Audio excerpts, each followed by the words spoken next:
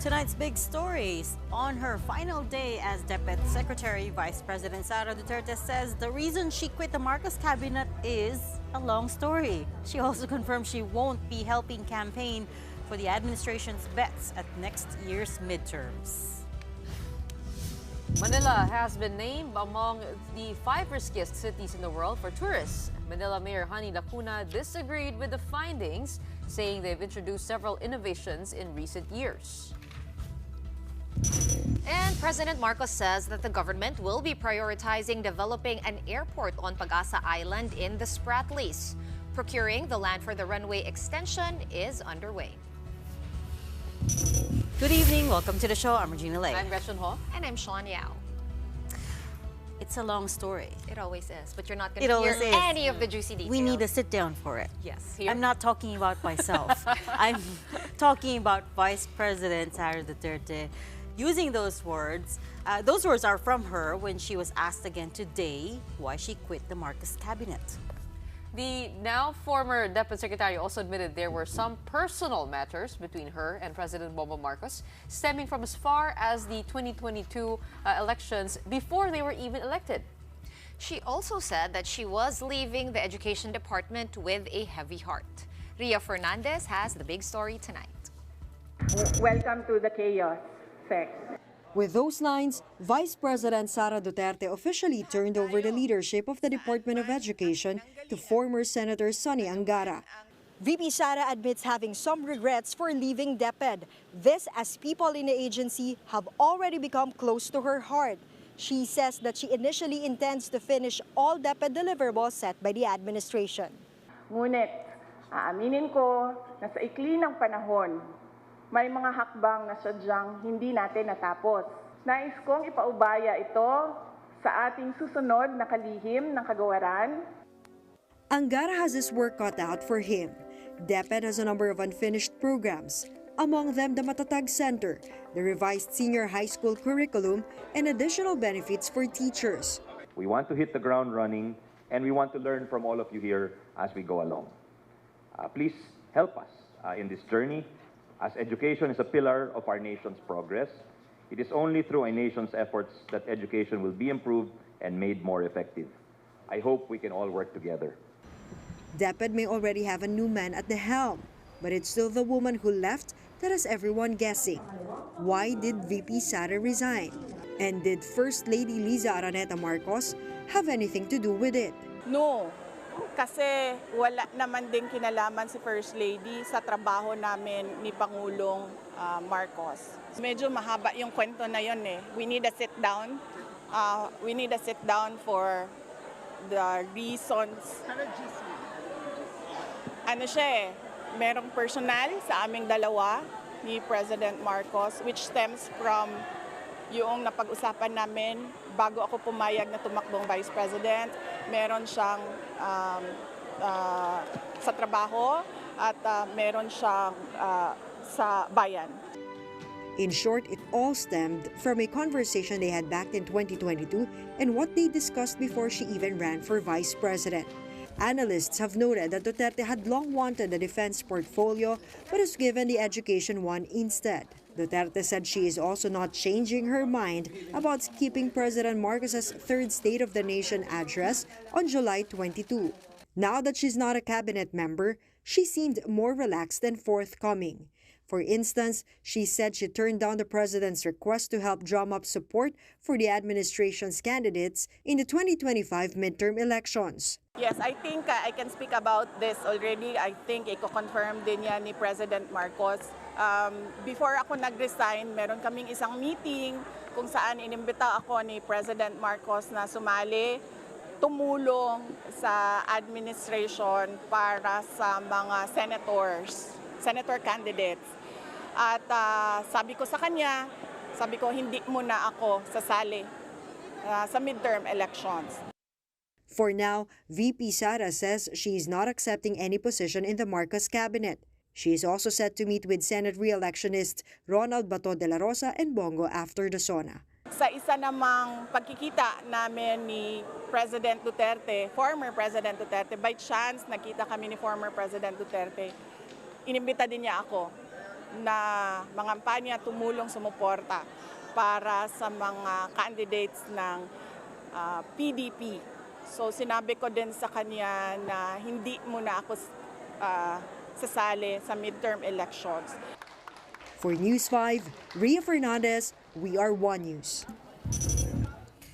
Helping us read between the lines tonight, let's bring in political pundit Ronald Llamas. Ronald is the former political advisor of the late President Noynoy Aquino and, of course, one of our resident pundits on StoryCon on One News. Great to have you again, Ronald, our international man of mystery. Good evening, Regina, Shawn, Gretchen. What Asan background is that? Noisy. Ayun, Malacanang. Parang ano? Asang party ka na naman? Nandito sa isang restaurant. Having dinner with some friends. Okay. Well, thank you Some for friends, stepping away for us. I don't know if you heard the story just before you, but it was about VP Sara and why she quit the Marcos cabinet. Kasi today yung turnover of the DepEd of the DepEd. Yes. And the reason we're talking to you tonight is because you were the first one to tell us, even back then, how significant VP Sara not getting the defense portfolio was. So can you refresh our memories? Why was that the start of everything? Well, apparently, ay meron siyang paborito na gustong maging posisyon sa Marcos government. And apparently, ay ito yung defense portfolio. Although wala naman tayong confirmation dito mismo kay Vice President Sara o kay Bongbong. Ito ay nasa level ng Marites, nasa level ng may ilang mga kausap na nagsasabi na ito yung gusto ni Vice President. Kaya bottom line, mas maganda na si Vice President Sara ang magsabi nito. Ang problema, yung kanyang mga statements are very cryptic. Long story, kahapon sabi niya, yung kanyang designated survivor is neither a joke nor a bomb threat. No? So, ang hirap din i-second guess kung ano talaga ang ibig sabihin ni Vice President Sara Duterte. So, ang ginagawa lang natin ngayon ay sinusubukan nating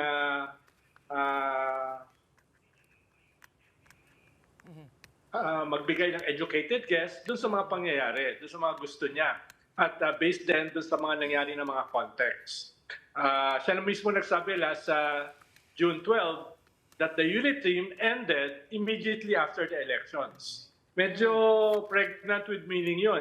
Ibig sabihin ay wala naman talagang pinagkaisahan na program of government yung unit team kung hindi manalo sa eleksyon.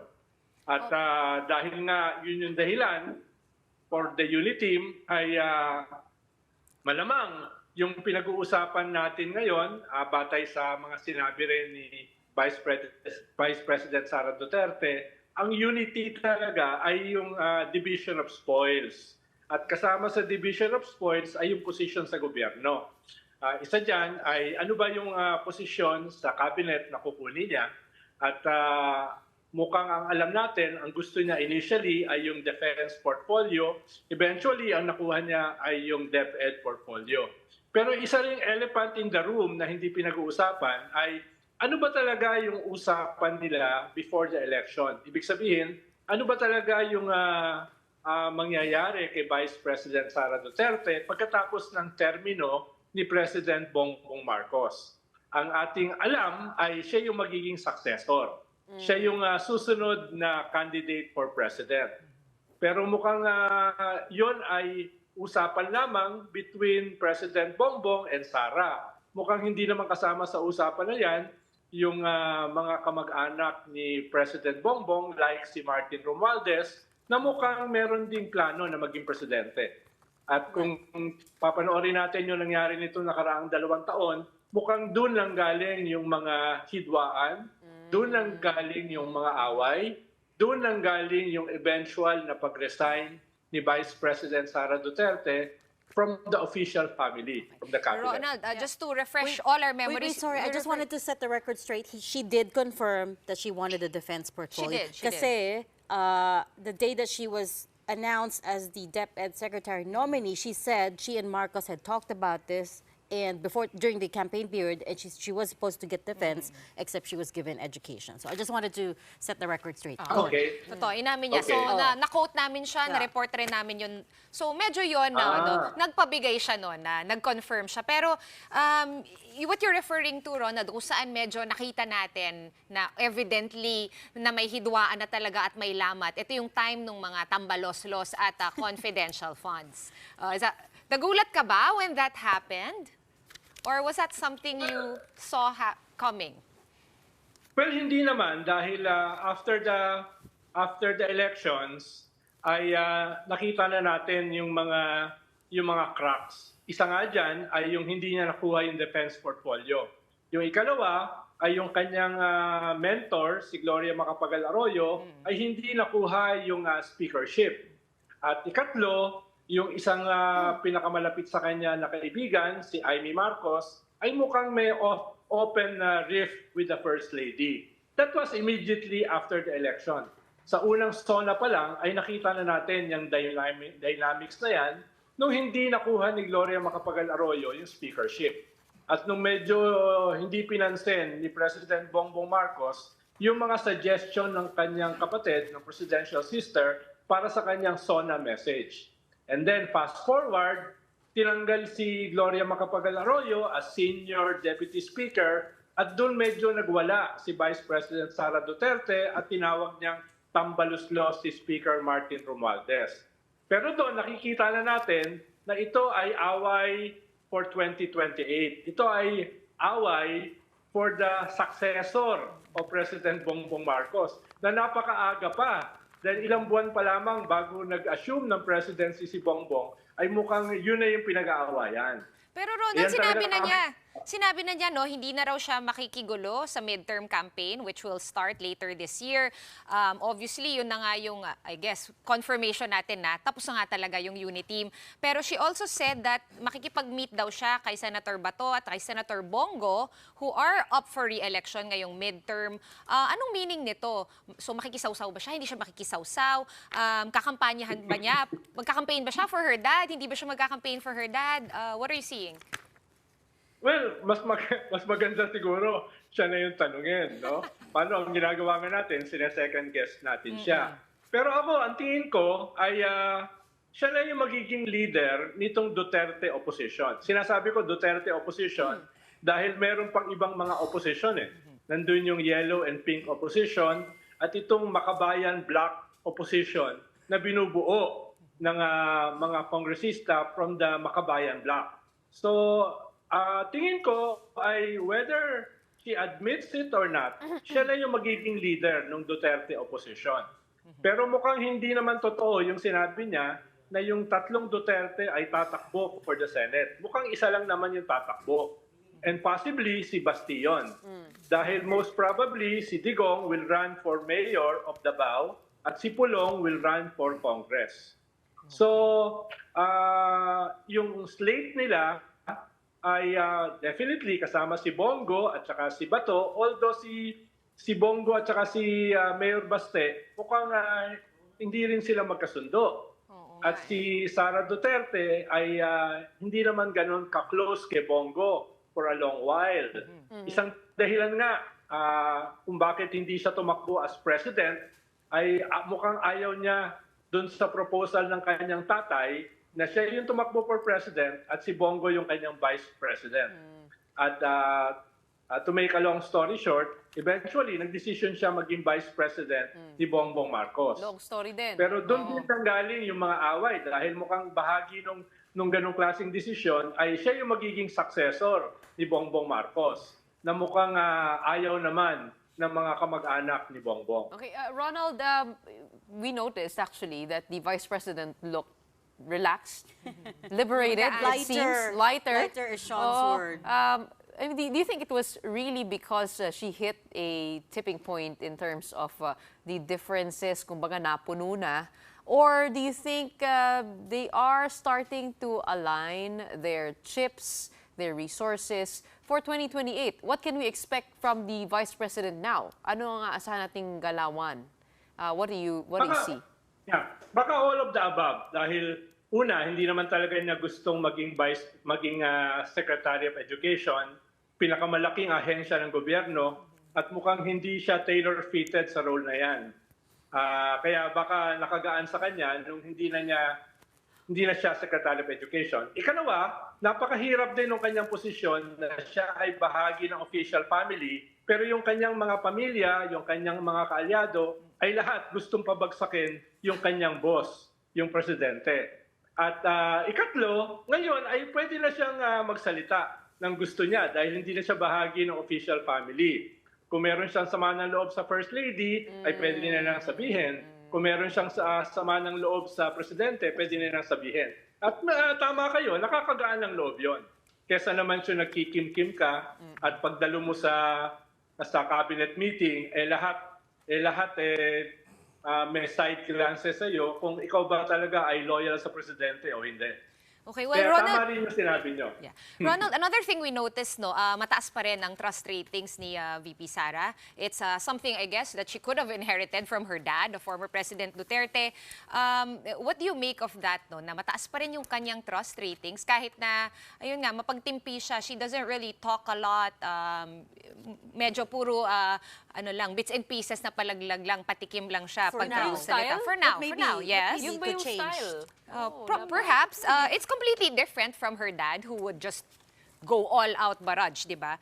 So mataas yung kanyang trust ratings, and then the other thing I'm curious to know is where do you think Gloria Macapagal-Arroyo stands in all of this? Kasi to me, mukhang okay naman siya with both sides. Okay siya kay VP Sara, okay din siya kay President Marcos. Well, dalawa yan, no? Well, una, yung kay Sara muna, no? Mukhang yung tanong nyo tungkol kay Sara sa trust ratings niya ay depende kung anong survey firm. Dahil iba-iba kasi yung mga survey firm at iba-iba yung mga resulta. Halimbawa, yung sa isang survey firm, yung sa Okta, yung kanilang survey sa kanya last month, ay medyo malaki yung pagbaba ng kanyang trust rating.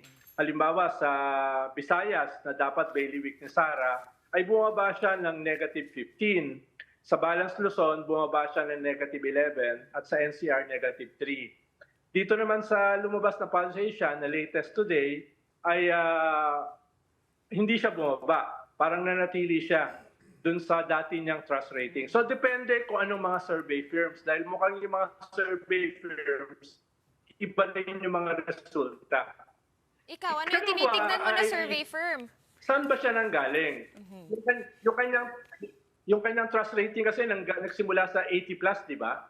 Ngayon ay 60 plus. Ibig sabihin, may pagbaba rin. Hindi lang nga ganun kadramatic. Pero nagsimula siya sa 80 plus na trust rating.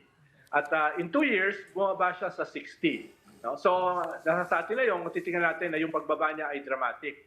Pero nagsimula nga siya, inuulit ko, sa medyo talagang mataas.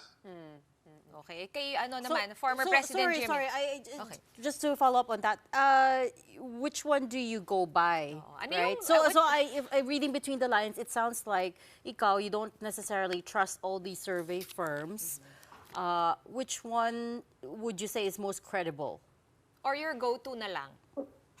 Well, yung maganda yung track record ay yung matatagal na mga survey firms na may face-to-face sila at may maganda silang analysis. Usually, yan yung Pulse Asia at saka yung SWS. I have yet to see yung survey ng SWS. Pero yung Pulse Asia ay kalalabas lang. At yun nga, lumalabas na hindi naman bumaba yung trust rating ni Sara. At least from the previous one. Pero dun sa simula niya na 80 plus, bumaba. That was 2 years ago. Actually, 71% siya Sa Pulse Asia. in approval ratings for Pulse For Asia, trust. which was just released. I think both. Or is Both it? are 70 plus. Or Hindi ko maalala 70 plus for sure. 71% for trust. either approval or trust, but not far from each other. In terms of yung meeting niya with allies, right, which Shawn asked about, what are her best options at this point? So you said na parang okay, the fight for the 2028 successor started very early. Okay, so maybe she lost quite a bit of momentum. Maybe she got hit by all these controversies. Her ratings dropped a bit, so tinamaan siya, right? So now at this point in time, what are her best options?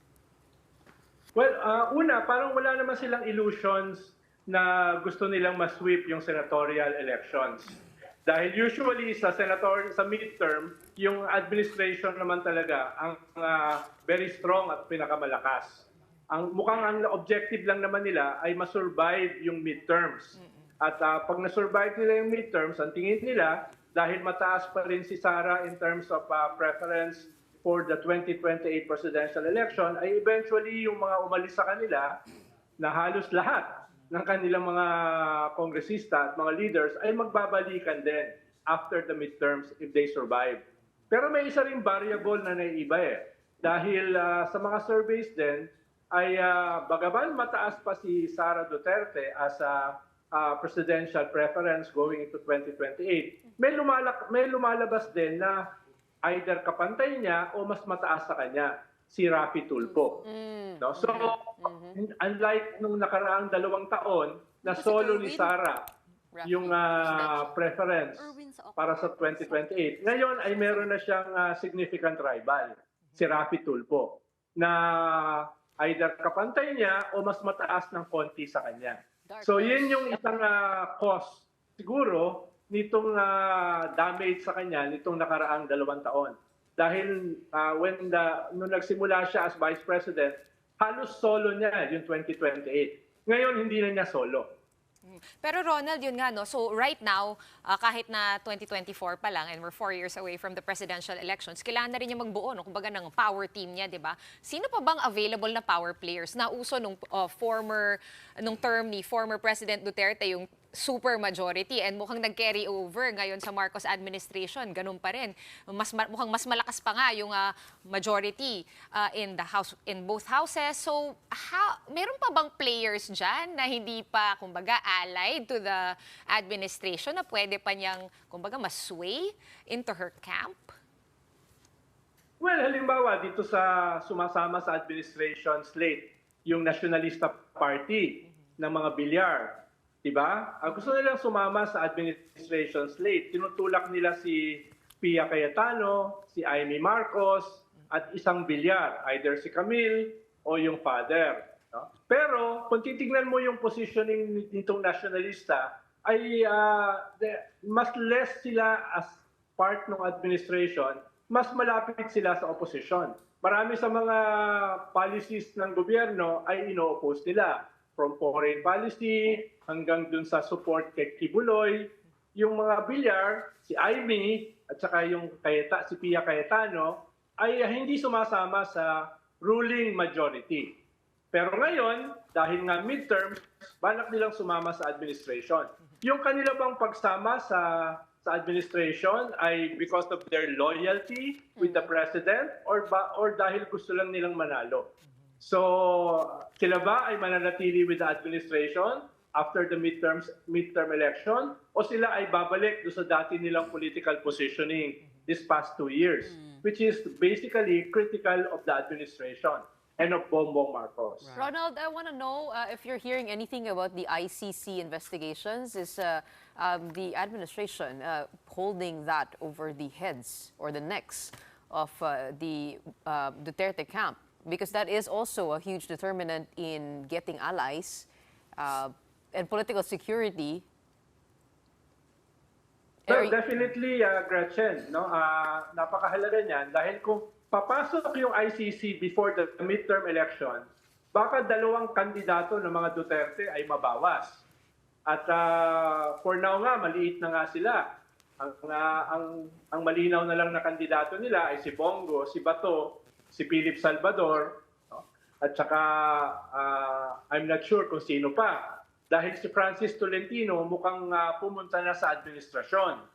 So kung darating yung ICC before the midterms at malamang ang kanilang kukunin ay si ex-President Digong at saka si Bato. Kahit in a way na lumalabas sa balita, nakasama rin si Bongo at saka President Sara Duterte sa mga kaso, according to Las Cañas, who is the main witness sa ICC. Pero at the very least, kung papasok ang ICC before the midterms, lalong mababawasan yung slate ng mga Duterte. At least baka dalawa ang mabawas. Kung may isang Duterte, kung tatakbo si Digong for the Senate.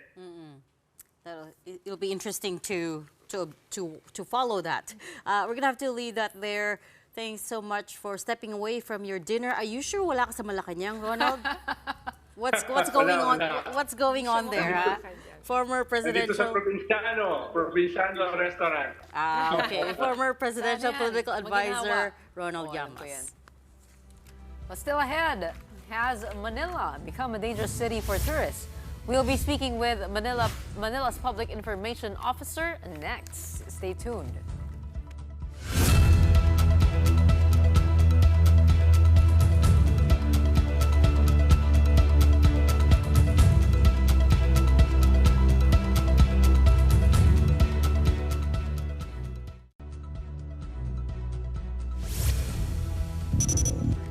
Welcome back. You're still watching Big Story here on One News. Okay, this next piece of news, I'm not sure if it's coming as a surprise, ladies, but Manila was named as the 5th riskiest city for tourists in a ranking compiled by media company Forbes Advisor.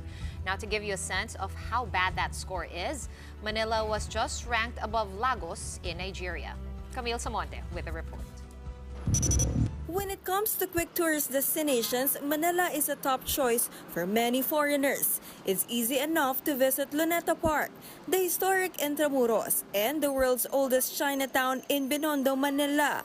But not everyone is impressed. Manila was ranked 5th among the riskiest cities for tourists according to a study by American business magazine Forbes Advisor. Manila's overall risk score came in at 91.49, and it ranked 9th in crime risk, 5th in personal security risk, 7th in health security risk, 9th in infrastructure security risk, and 12th in digital security risk. Forbes compared 60 international cities across the same metrics.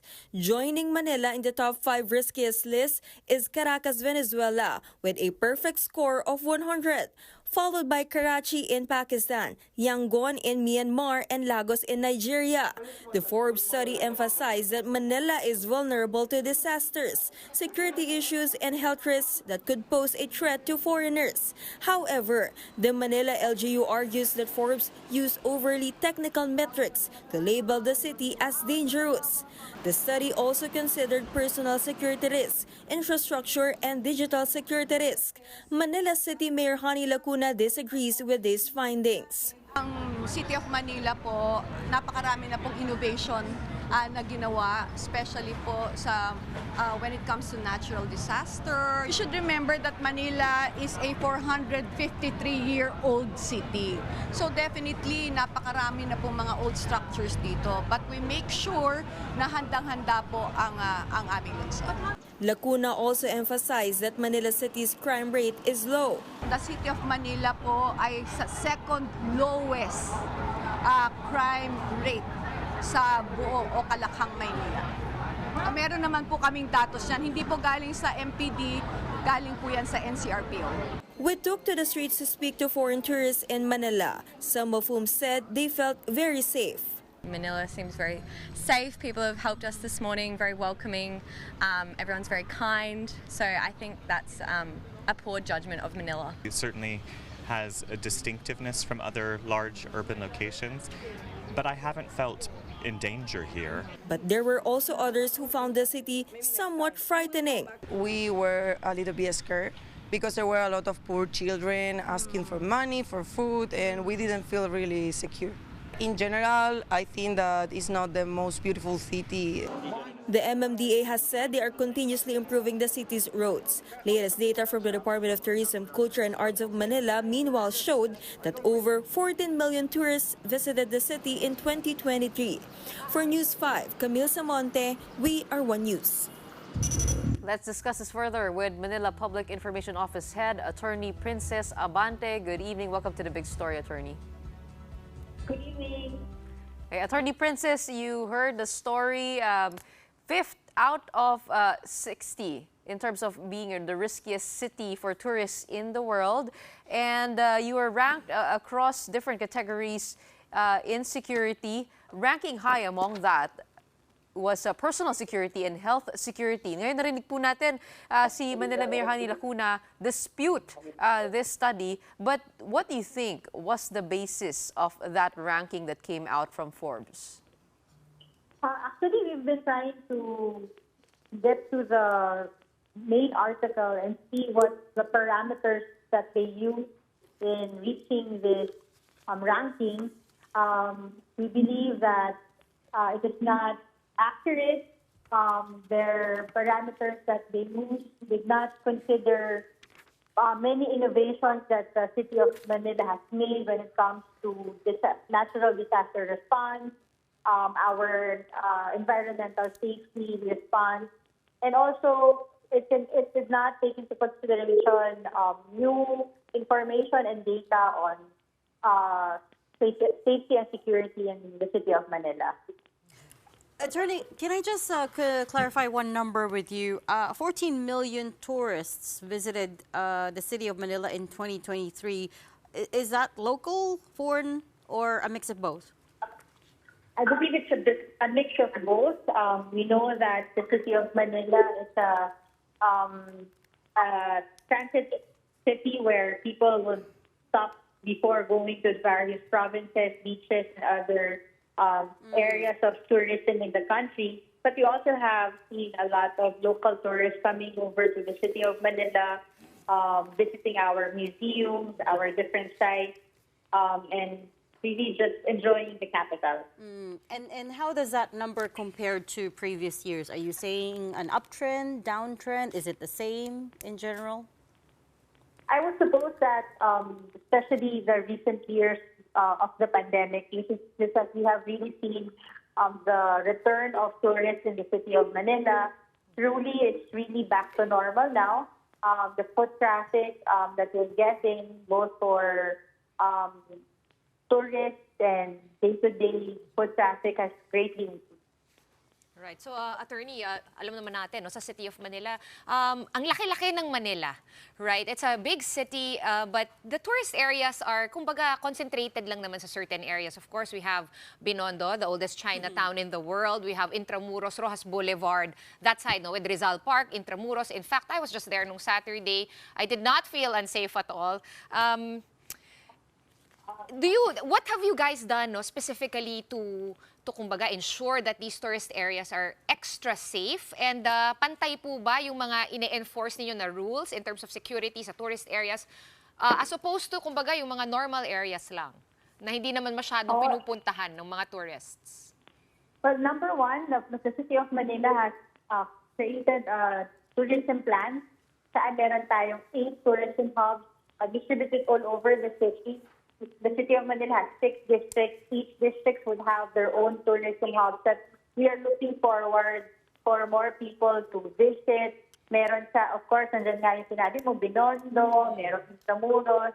We also have the many rich churches that we have that tourists would want to visit, mga old sites. Tuloy-tuloy po natin una, syempre, dume-develop yan, pinapaganda, pinopromote. Magpapasalamat kami sa tulong din ng Manila Police District that helps us secure these areas, more police visibility everywhere. At natutuwa din kami na sa pangunguna ni Mayor Hani Lacuna, mas dumami po ang mga innovations ng Manila Disaster Risk Reduction Office para masiguro na yung mga emergencies ay agad-agad natutugunan. We also have early warning systems now that would help us understand yung mga natural disasters na darating. At recently, I think last week, we just launched the Geographic Information System. It's a data-driven program para nakikita talaga namin yung mga data sa lungsod na Maynila, yung mga kailangan tugunan, kailangan bantayan, at mas kailangan pang i-develop. The former mayor, Mayor Isko Moreno, was actually famous for beautification projects. Marami siyang inayos, pinaganda, nilinis sa lungsod ng Maynila. I'm just wondering, do you have any projects down that lane? in terms of fortifying, retrofitting old buildings, yung mga kable na maraming nakahang dyan, paglilinis ng mga sidewalk. I mean, tell us a little bit more about that, as well as the criticism with the current mayor in delays in infrastructure projects. And that is why daw that there is a call for the former mayor to come back and run again as mayor. Unang-una sa beautification, the mayor, upon starting her term, talagang isa yun sa mga unang orders niya to keep the city clean. Meron tayong ordinansa na tapat ko, limit ko, that each household must maintain their own cleanliness in their vicinity of their household. Lagi dapat malinis. Every Friday, may clean-up drive lagi in each barangay. And also within the City Hall, kasi sabi nga ni Mayora, ang City Hall, ang simbolo ng lungsod na pag nakikita nila malinis ang City Hall ay may encourage din ang bawat mamamayan ng lungsod na linisin din ang kanilang sariling pamamahay.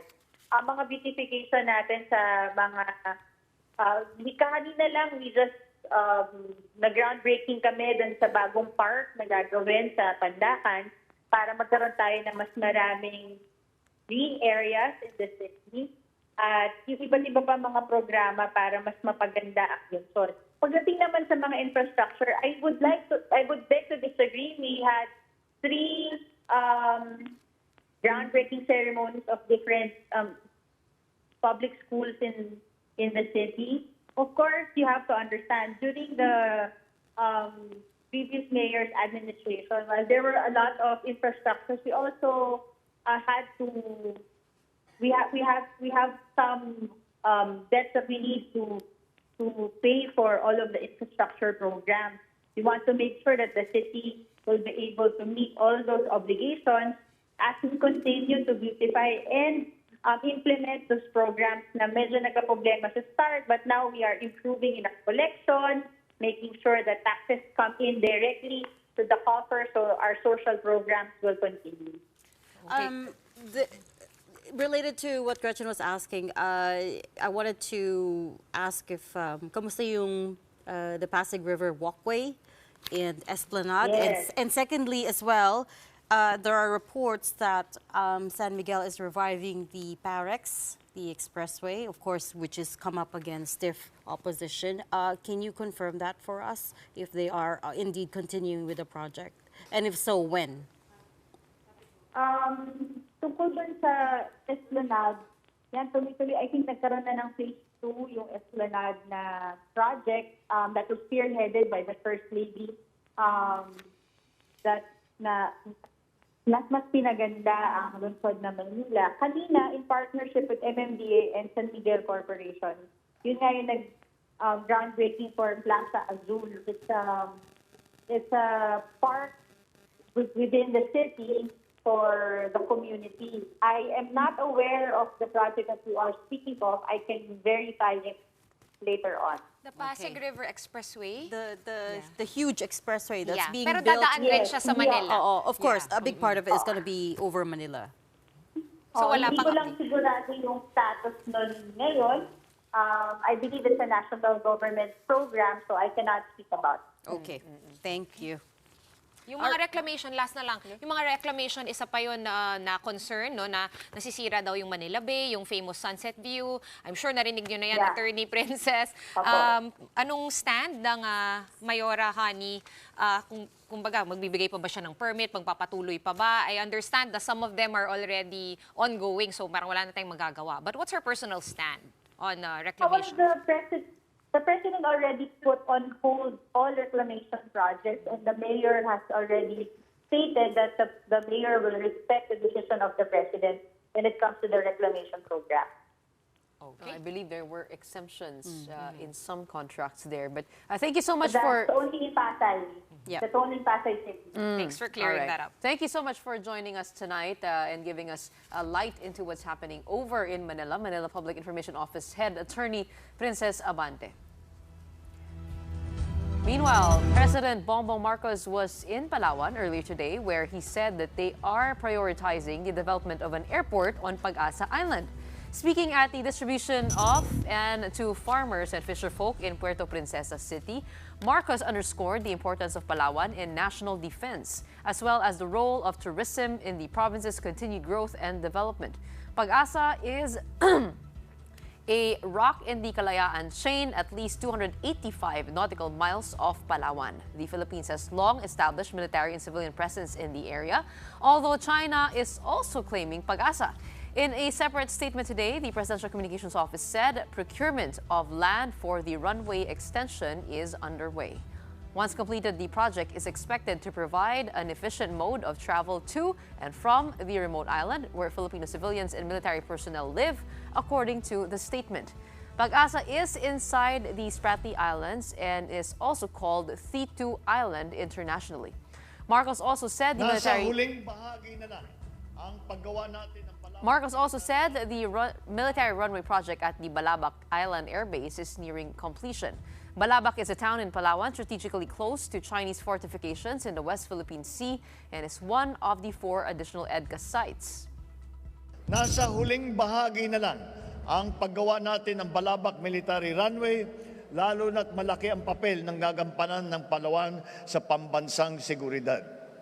Kasama din siyempre sa ating prioridad ang pagpapalago ng turismo sa inyong lalawigan at sa pagpapabuti pa ng daloy ng transportasyon dito.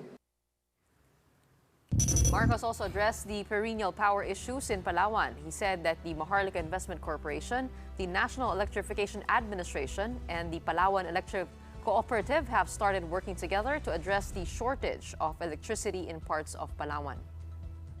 Upang matugunan ito, ang Maharlika Investment Corporation, ang National Electrification Administration at ang Palawan Electrical Cooperative ay nagsasagawa ng pag-aaral upang mapabuti ang supply ng kuryente sa inyong lalawigan. Tayo po ay umaasa sa mga positibong bunga ng mga kasunduang ito. At today's event, the President handed out more than 952 million pesos in aid and subsidies to farmers and fisherfolk in Palawan and Marinduque affected by the El Nino. That's according to the PCO. Speaking of military presence, Defense Chief Gibot Teodoro and his U.S. counterpart Secretary Lloyd Austin spoke again over the phone. According to a readout released by the Pentagon, the 2 officials discussed the importance of preserving the rights of all nations to fly, sail, and operate safely and responsibly wherever international law allows. Secretary Austin also reaffirmed yet again the United States' ironclad support for the Philippines. Both officials also welcomed opportunities for frequent communication as a core part of their commitment to strengthening the U.S.-Philippines alliance in support of a free and open Indo-Pacific region. This phone call comes on the heels of a visit to Manila this week by Charles Q. Brown Jr., the U.S. Joint Chiefs of Staff Chairman. Brown met with his counterpart, AFP Chief Romeo Browner, and visited an EDCA site. He's also set to meet with senior government and military officials in Japan later this week. Moving on over now to the camp of Mayor Alice Go, insisting that she's still in the Philippines amid speculation that she was able to fly out or somehow make her way out of the country undetected. Senator Sherwin Gatchalian, for one, is worried that she has fled the country. Theory ko kasi yung kanyang Chinese passport buhay pa. And within the periods of 2008 to 2011, ginamit niya ito sabay eh. Ginagamit niya Filipino passport niya, ginagamit niya yung Chinese passport niya. The Bureau of Immigration has placed the names of Alice Go and Guo Huaping in their lookout bulletin. Her legal team, though, has also yet to secure a temporary restraining order from the Supreme Court to stop the Senate from summoning her to inquiries. Guo's legal counsel, Attorney Stephen David, says that as far as he knows, the suspended mayor is still here. Hindi naman siguro niya ako lulukohin, no? Pero sabi niya nandiyan lang siya sa Pilipinas. Natatakot siya, no? Hindi ko ma-convince eh. Actually, nagdadalawang isip siya noon nga. Mukhang takot na talaga. Okay, before we go, here's our big picture for tonight. And this one is from the Philippine News Agency, and I'm sure everyone has seen it because it has gone viral on everywhere in social media. It is, of course, a wheelchair access ramp recently opened for use at the PhilAm station of the EDSA busway. Several posts claim the ramp is too steep to be used. Here's one netizen saying, ginawa na lang daw sana itong slide. Nakita ko yun, papunta sa Jed's Island Resort. I think it was former COMELEC Commissioner Guanzon who said that, and even Senator Grace Poe called it buwis buhay. The Transportation Department has taken note of the issue and said that it will have the ramp fixed. The MMDA, for its part, admitted the design flaw. It explained that the ramp was following a specific height restriction of the MRT, and it was installed with limited space. MMDA Acting Chairman Romando Artes says that the ramp will remain closed while it's being fixed. It's not as steep as it looks now. Is It what is they said. 14-degree angle. But they said it's not as steep as the picture I'm makes it seeing look. a video going viral now of the a guy man in being a wheelchair. pushed. Yeah, That's trying to get down. Right. Yeah, it is very steep for He had that to guy. hold on He had to to the hold on handrails. with someone already pushing him But back. how do you build a proper ramp if the space is limited and the station is too high? Di ba yun din yung issue sa mga stairways? Yes. Diba? Actually, And apparently there is a walkway. law that dictates kung gaano ka steep ba talaga, gaano ka The tarik. incline of Yes, correct. the wheelchair. So apparently for this one, it's supposed to be at around 4.8 degrees, but this one's at over 14 Overshot degrees. it by a lot. Good question. I don't know. We're not engineers, but I'm sure there's an answer to it. Sure, I mean, elsewhere in the world, I'm sure they've figured it out. Or an elevator is the answer. I think it's a lift. all The an lift is elevator. the answer. Well, brownout.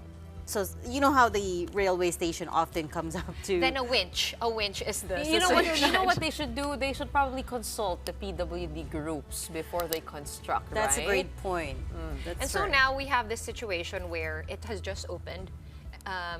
The ones who made it already admit that, okay, it's not the most desirable, and now it's closed, and now they have to fix it. And I just hate to imagine all the wasted money. So sana dadaan yung mga PWD. Exactly. The funny thing about the statement is they were still a little bit defensive about it. I thought they said, well, the other PWDs can still benefit. For instance, pregnant women, for instance, seniors. But mean, I'm I don't thinking, know. if you were pregnant, like, why would you climb a ramp like that? I'd rather take the stairs. It's actually not the climbing that's a problem. For They're- me, it's they're- the going down. Well, of course, dangerous. you'll be defensive if you spent like millions, billions, or millions in constructing that, right? And now they have to spend more to fix it.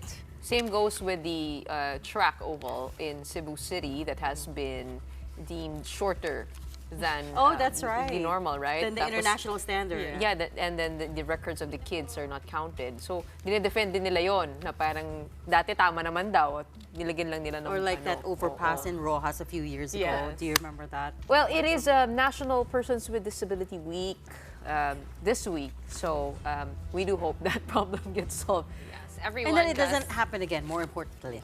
Everyone does deserve, mobility and to be able to move easily. I think that's a basic human right. On that note, that's it from the three of us here at The Big Story tonight. We are One News, all sides, all the time. Thanks for tuning in. Have a good night.